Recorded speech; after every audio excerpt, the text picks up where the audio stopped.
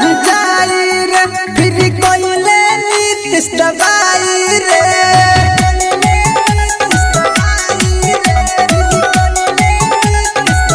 अब केहू के चल नहीं जाई रे फिर कोइले नीतीश दबाई रे अब कोरोना से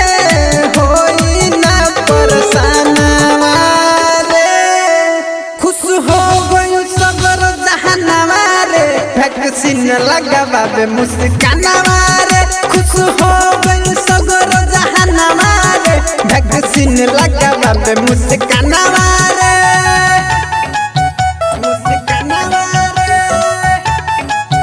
वैक्सीन लगावे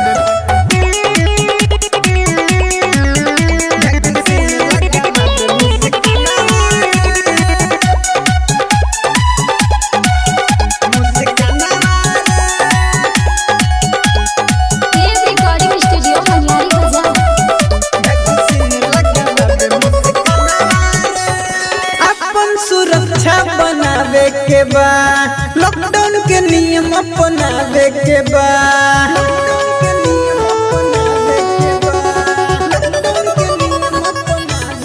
अपन सुरक्षा बनावे के बा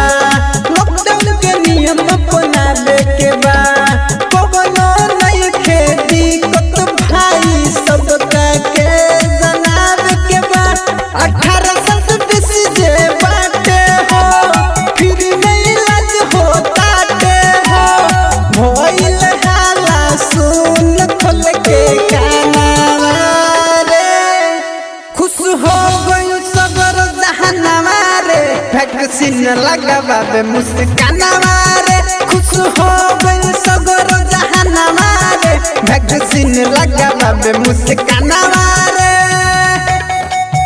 वैक्सीन लगावे मुस्कानवा रे मुस्कानवा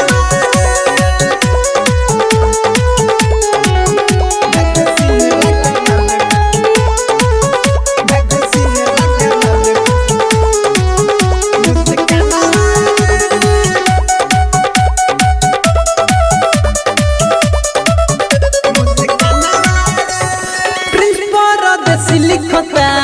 रे लालू सजन उनसे सीखता रे लालू सजन उनसे सीखता रे लालू सजन उनसे सीखता रे प्रिंस परदेसी लिखता रे के राजू उनसे सीखता रे मोदी योगी देश के खातिर हनुमत दिखता रे कोरोना